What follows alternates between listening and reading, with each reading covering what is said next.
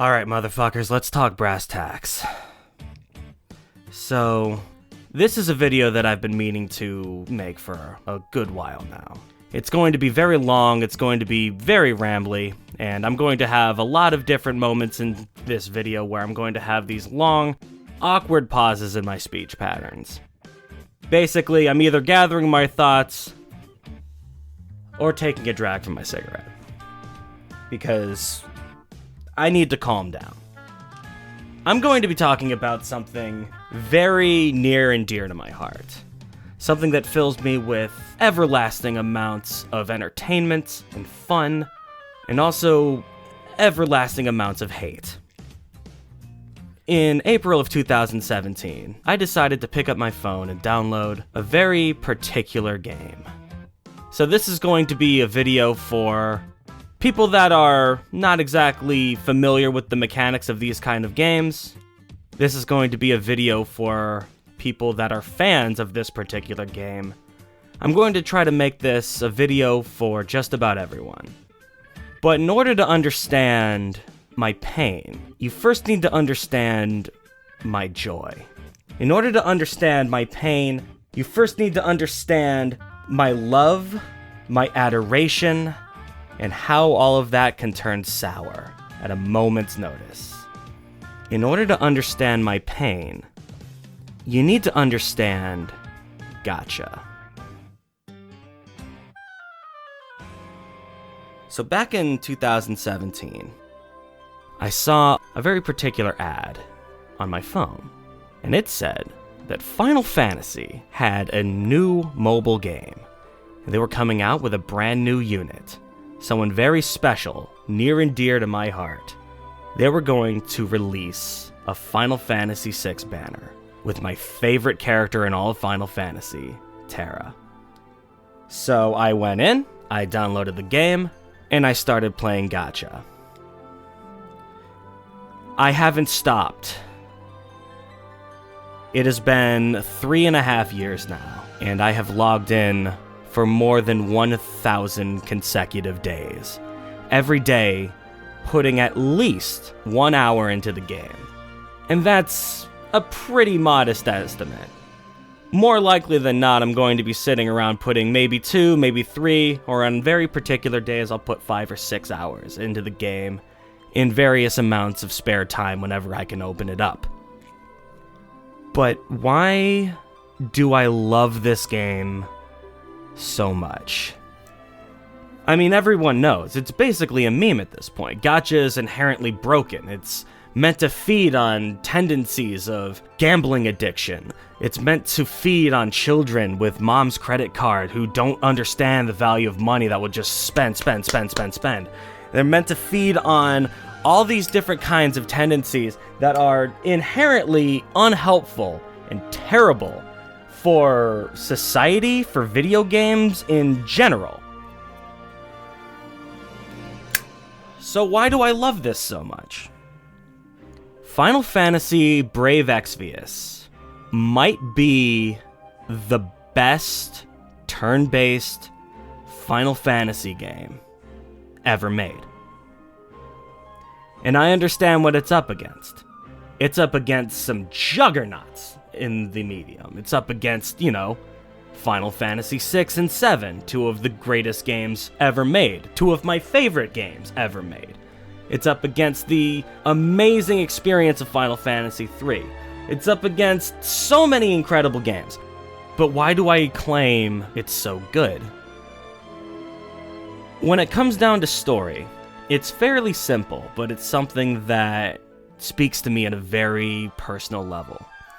The entire story, told over 2 entire years, is a story of 2 homegrown boys. They grow up, they're the best of friends, they have a great chemistry, a really fun dynamic between them where one's really stoic, one's a little bit more lackadaisical, and it's a story about all types of relationships growing apart, which is something that I've seen happen a lot in my life. It's a story about people taking their own paths and how that doesn't leave room for some of the things that you used to love. and some of the things that you used to take for granted. It's a really excellent story, but I can't exactly say that it's better than Final Fantasy VI or VII, because those stories are also incredible, well-told pieces of art that speak to an entire generation, and speak to me personally as well. So if it's not the story that pulls me along, that drives me to love this game as much as I do, then what could it be? And that would have to be the inherent gameplay loop. Why I say that Final Fantasy Brave Exvius is the best Final Fantasy turn-based game ever made is because of the inherent changes that they made in the turn-based formula. Typically in a game like this, you're gonna have a bunch of different characters that are, you have your party, they go in, you hit one button, they have an animation where they walk up and they smack a boy. Every once in a while, you're going to have various amounts of support, various amounts of utility, such as having a white mage or a black mage, then expanded upon in all kinds of different classes, like my personal favorite, the Geomancer, crazy amounts of summoning. It gets absolutely nuts. But you can only really do one thing at a time. So, as a fan of the turn-based formula, this game really appeals to me because they have the advent of chaining, which is something that we'll get to later. But essentially, how Final Fantasy Brave Exvius works is that you have 6 units, 5 of yours and 1 friend unit that you can have from various friends that play online. You have 6 units that can all act simultaneously in a your turn, their turn, your turn. There's no active time maneuver. There's none of that bullshit. It's straight up brass tacks, hit the buttons, win the game kind of deal. And the way that they implement various mechanics into this is genius. It's incredible. It's absurdly fun. And it's something that can only really exist in a game like this. Because the inherent need for a gacha-like system where you have to summon in units to fight for you, it inherently works together with the gameplay loop to have units that work together in splendid ways. So, in order to really understand the grit of gacha, you need to understand various levels of unit. At the moment of recording, Genshin Impact's pretty big right now. I played it for a little while, I got my venti, I got out, I got bored. Sorry to say. But in short terms, every unit has a relative rarity. In Brave Exvius, you have star ranks of units. It goes up to 5 and 6 star units. So basically, the only ones you need to worry about are 3 stars, 4 stars, 5 stars, and the eventual 6 stars. You can only really summon 3 to 5, and then you can upgrade your units to be better based off of the unit that it is. So at the start of the game, it was only 3 to 5 star. They eventually brought in Lightning, who was the very first unit that was summoned as a 5 star.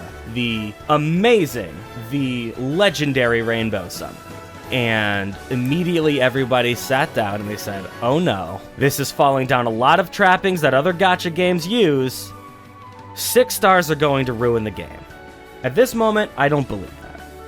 I came in after the advent of 6 stars, but this kind of system completely blew open how the game inherently works. Just because, for the most part, it made many 3 stars relatively pointless, with a few exceptions. 6 stars kind of invented a general dynamic between the different ranks of units.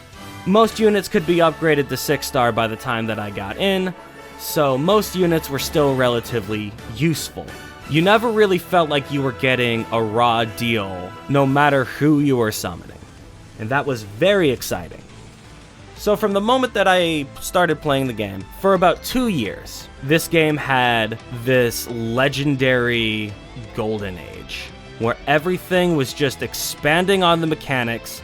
Every character was fresh and interesting and new, and everything was just really cool to try to experiment with. And it's like a honeymoon period. It's like getting to know this brand new game with so much possibility and just fantasizing about the various things that could happen in the future. So, shortly after Lightning came out, we got one of the first units that I will refer to as mistake units. A unit so unbelievably powerful, a unit so indecently good. I feel like Gumi or Alum or whoever's making the decision thought they made a mistake, because they suddenly become the centerpiece for how the meta works. And they suddenly completely steer the way that mechanics work in the game itself. The first of these units was my boy Orlando of Final Fantasy Tactics fame. The Thunder God himself introduced a brand new method of attacking that completely changed how the game is played and became the basis for this game's mechanics. Orlando had a skill called Holy Explosion, and the way that this skill worked is that it attacked a certain amount of times using a very particular set of frames. Now, the cool thing about Brave Exvius is the fact that it has a chaining system, where any one unit alone is typically not going to be able to do much. In order to fully draw out the power of any one unit, you have to pair them with another unit that has a decent amount of synergy with them. You have to pair them with another unit that will have similar chaining frames, as I'll refer to them as. So basically, if you have two units attack at the same time, say you manage to get your hands on Orlando, and you have a friend that also managed to get their hands on Orlando, you use Holy Explosion at the exact same time, and suddenly, instead of just being able to do their regular damage, you notice that the attacks, they filter back and forth, building up this chain meter. Every chain increases the power of the next subsequent attack, which is why it's very important to have units that can chain together, that have that synergy. And Orlando was the start of this. The Holy Explosion chaining family was instrumental in making this game fun. Throughout the years, they've introduced many other units with many different types of chaining families, either based off of getting a lot of them, getting really big numbers but making it difficult to chain with each other, or even just making it very simple to chain together, such as with the Stardust Rage family. All in all, this formed a baseline for how the game works. And because all of a sudden you have all of these kind of crazy units that have immense amounts of synergy with each other, all of a sudden you have this really incredible incentive to actually summon for units that you would normally not be excited for. Instead of just going for all of your favorite Final Fantasy units, instead of saving all of your in-game Lapis currency for Cloud when he eventually comes out, you can go, oh, well, I don't know who this Crimson guy is, but he can really chain well with Orlando, so I'm gonna go for him. And all in all, it was a really, really good time. Now, granted, not everyone is going to be a DPS, but DPS kind of serves as the backbone for how the meta of the game evolves. When it comes down to it, you have various different ways that units can even work, various job systems in a way. You have tanks, you have supports, you have healers, you have buffers, you have enemies that can break the opponent's various defenses. It's really good. So, the entire premise of this game is to have a team of 5 or 6 characters that you have worked for, that you have earned currency for, or bought currency for, because this is a gacha game, and you're trying to come up with a team that has a very particular synergy, as well as gearing them up with various amounts of stuff that you've earned along the way. Now, if you've played a game such as Genshin Impact, you'll be aware that that game has equipment as well. And the way that that game handles equipment is that it has a particular summoning banner where you can use your in-game currency to summon for equipment. Brave Exvius isn't really like that. Brave Exvius is more focused around putting out a character and trying to make the characters themselves exciting. So all of your currency goes directly towards getting that brand new shiny cloud that you've always wanted. I'm in love with this game. I'm having so much fun. I'm doing all of the incredibly difficult trials that they're putting out, which is something completely new to me as somebody that has only really experienced turn-based combat through Final Fantasy. The advent of difficulty in a turn-based game is shocking, explosively fun. It's hard to even put into words how much I craved difficulty in a game like this. Because of the turn-based nature of it, you can take it a little bit slower, you can take it a little bit more methodically, you can think about how the enemy is attacking you, and you can prepare in very strategic ways. You can build your parties to fight off exclusively against particular types of units, against particular bosses that they're putting out, which is something that you have to do if you're going to succeed against some of the harder trials in the game. And that is amazing. It's a game that actually makes you think tactically in a turn-based combat, which is not something I realized I needed until I played this game. Eventually, about 2 years after I started playing this game, I am in the thick of things.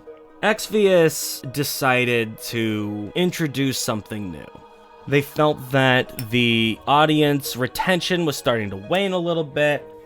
They felt that they were starting to lose a little bit of their bottom line, which Square Enix was not happy about. So they needed to come up with some new sauce. And so they implemented the 7-star unit. Now, how typical units work is that you have your 3 stars, your 4 stars, your 5 stars. You max out their level, you can bump them up to the next level. Pretty cool.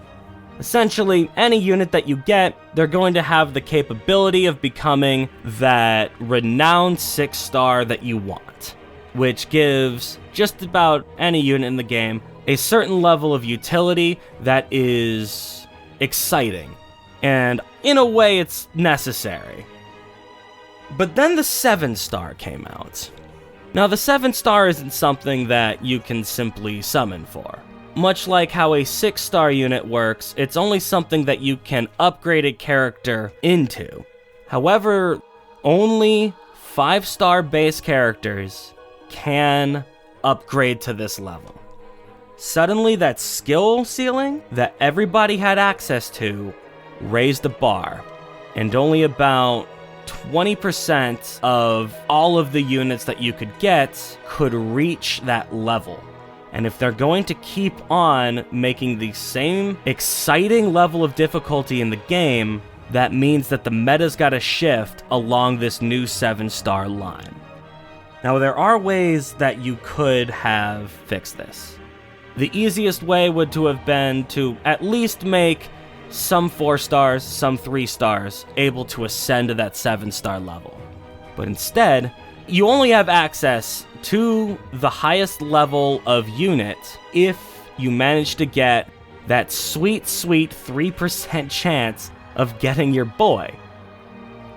5-star base units, those are the highest level you can get. 3% chance of even summoning.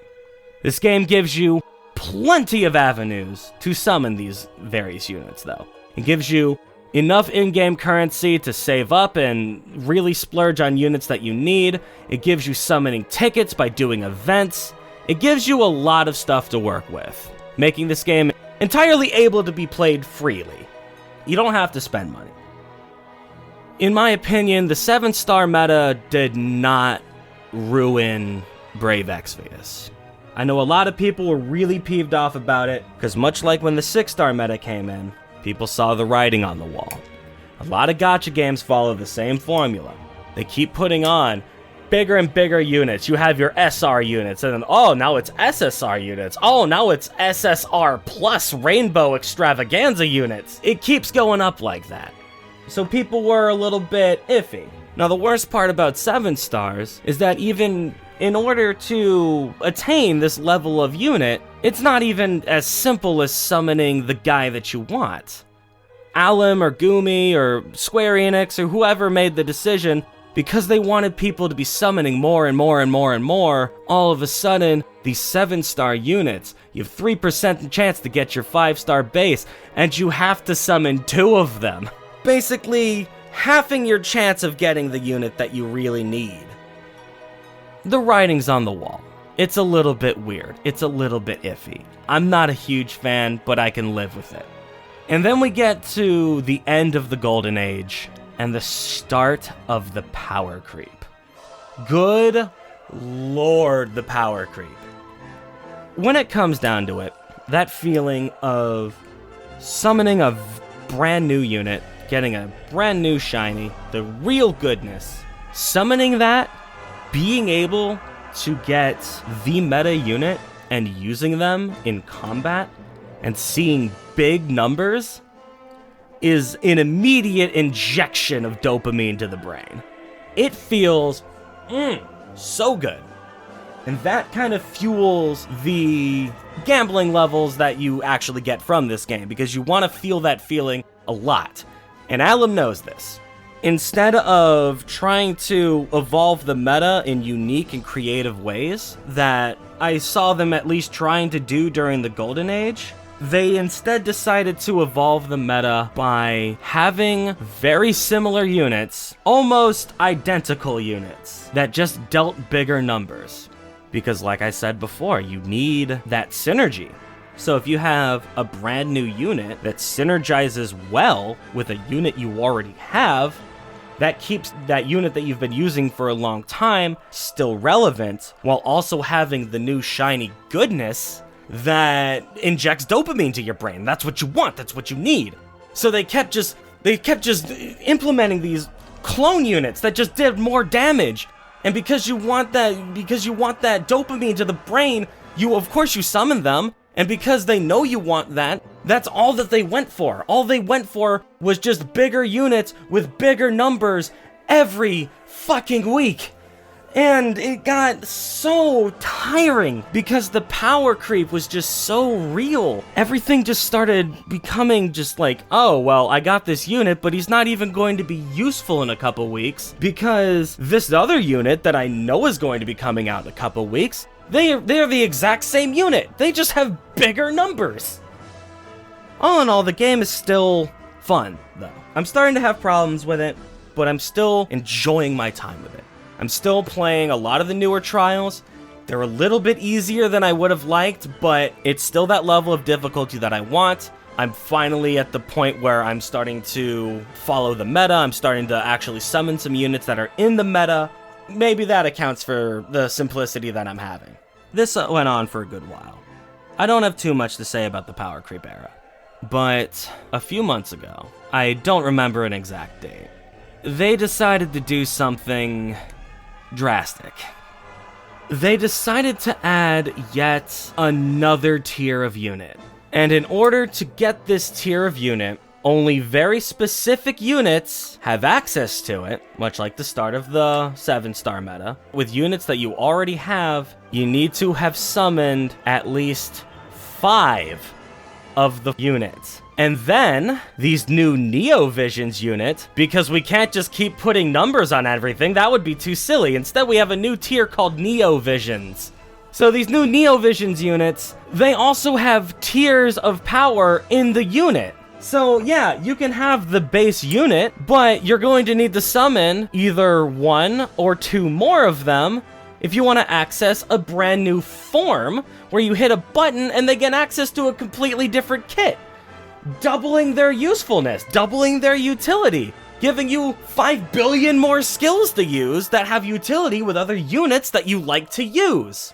So, instead of having this fun game that you could sit down and enjoy, now it's just all become about trying to summon as many of a single unit as you possibly can get. And that is not the brave Exvius that I fell in love with.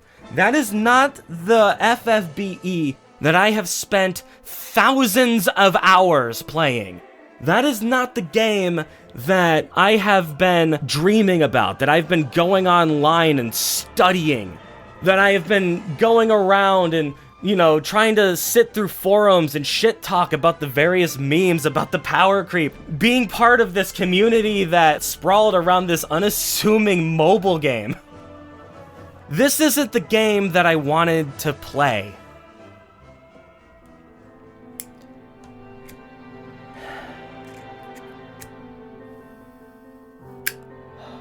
I'm fucking tired, man. But all in all, I've managed to get my hands on a couple of these units. It hasn't especially affected the amount of time, or effort, or the minuscule amount of money that I put into the game every once in a while. It hasn't really affected anything except for the amount of joy that I get from this game. So they're coming out with these new Neo Visions units. If you get one straight off the boat, brand new shiny unit, that means that you get access to that Neo Visions unit after one single summon of it, instead of trying to upgrade your old 7 stars into Neo Visions. I know for anyone that doesn't play Gatcha, this is horrifically confusing and convoluted and stupid. But because I started playing this game when all the mechanics were they were still very simple, they were still new, and they were still, like, adding stuff to it. Like, I got in on a perfect time, so I can understand everything because I've only been accumulating and piling knowledge on top of everything. I got to know everything very slowly. But this isn't a game that a new player can just jump into anymore, because there's too many mechanics, there's too many units. It's just too much, man. How am I supposed to suggest that anybody plays this game when I just spent the last 35 minutes just explaining how the game works? You can't do it, man. This isn't for new players anymore. I know that satisfying the whales is how you make all of your money, but having a constantly evolving fan base is how you keep everything fresh. That's how you keep the community happy, man. And the community, they're filled with people like me, people that are genuinely passionate about this shit. People that genuinely love this game as much as I do. People that want to see that game that they fell in love with again, that they just constantly are disappointed by. But all in all, I'm still playing the game. And all of this time has led to one particular moment. I'm starting to get angry just thinking about it. Brave Exvius. It has a particular relationship with its creators, simply because there are two different forms of the game. You have Alum, who makes the Japanese version of the game, JP as everyone calls it. It's exclusive to Japan. You have to go in, modify your phone, basically in order to play the version of the game where everything's fresh and new. There's a very interesting thing about playing the game global like I did. Japan is about half a year ahead of us. That means we know what's coming out before it comes out, about 6 months in advance, give or take. 4 months ago, I'm looking at some news, and something catches my eye. They're bringing in my boy. A Neo Visions Sora from Kingdom Hearts. The extent of how much I love Kingdom Hearts is immeasurable. Kingdom Hearts 2 may be my favorite game of all time. And they're bringing in my boy Sora. They're bringing in my boy Riku. I am beyond excited. In a world of this constantly evolving meta of these new Neo Visions units, I decide to spend none of my currency. I start saving up for 4 months. I have been tantalized by so many banners in the last 4 months. They brought in my boy Gabranth from Final Fantasy XII. Holy shit, I want that unit, but I need to save because Sora's a-comin'. Oh man, they brought in a brand new version of Final Fantasy III, Onion Knight. I love Final Fantasy III. but Sora's a-comin'. I was so excited yesterday. I felt like a kid at Christmas Eve. I had saved up so much currency. The currency that they use is called lapis. And I'd saved up just about 80,000 of it. In order to explain to people that don't understand Gatcha, or don't understand this game, 11 summons with an increased rate of getting better units. That costs about 5,000 lapis, standard. I want to say 10,000 lapis cost roughly about $60 if you're willing to pay the money for it. So in order to get 2 of these 10 plus 1 or 11 summons, you need to pay $60. I'm currently sitting on 80,000 lapis. It's $480 worth of currency that I'm sitting on. And granted, this is currency that I've earned. I'm not spending $480 on this game. But over 4 months, I had accrued nearly $500 worth of work. And then I woke up this morning, my heart filled with glee and joy, knowing that I'm going to get my boy today. I haven't felt this way about Exvius, about a new character coming out. I haven't felt this way in a long time. At least half a year. And for a game that releases characters every week, that is astounding. So I start summoning, of course. I'm thinking I might get, 1 or 2. I almost have, I have more than 250 summonings riding on this. Like, there's no way that I'm not gonna get them. I have like nearly a 3% chance every single summon of getting this Neovision nonsense. And I summon the first time. And I summon the second time. And I summon the third time. And I summon the fourth time.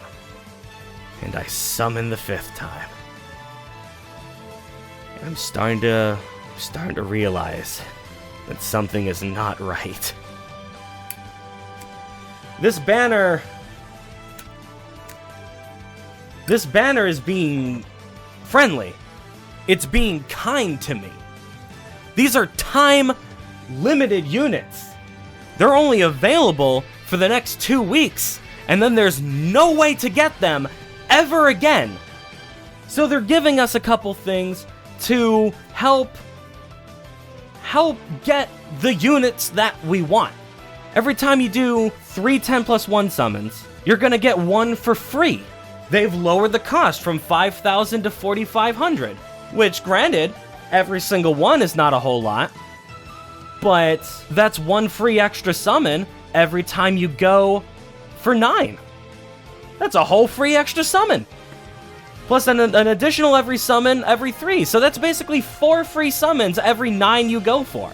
So for anyone that plays the game free to play, that's not really something that you worry about too often. But because I've been saving, I've been scrounging, I have been working my ass off trying to get every little bit of currency that I possibly can, doing all of the craziest trials that I can, blitzing through the story, making sure I log in every single day, doing their shitty fucking PvP arena every day, making sure I do all my daily chores, every little bit to accrue this massive amount of summon. I could for once feel like one of them whales that they always talk about. Feel like one of those guys with huge amount of money in their pockets that could just splurge whenever they want to and get absurd amounts of currency to get their beautiful baby boy.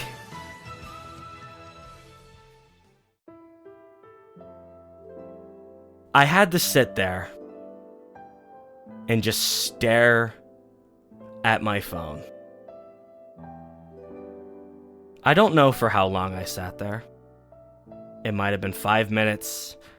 It might have been 10 minutes. It could have been a full hour for all I know.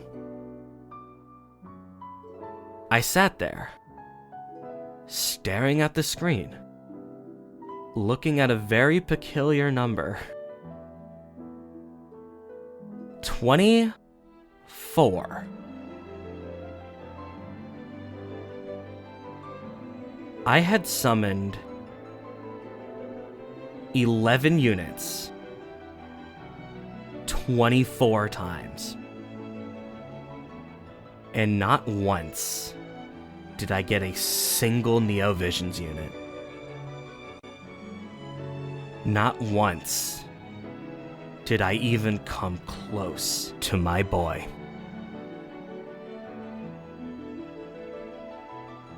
And now the game expects me to pour money into the system or forever live my life without having Sora in my most played game, in my favorite turn-based RPG, just because the Gatcha mechanics decided to fuck me.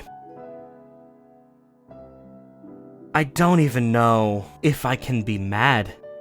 After all, this is what we all signed up for, right? To be part of this system where you can win big. You can go in and just drop a ticket or two, and there he is. There's the boy. But there is that very small chance that you could throw everything that you have at something. And because luck wasn't on your side, you won't get it. And I wanted to believe that that couldn't happen to me. I wanted to believe that if I had accrued enough, if I just worked hard enough, then I could have balanced out, counterweighted that bad luck with just massive amounts of volume. But the game said no. The game said no.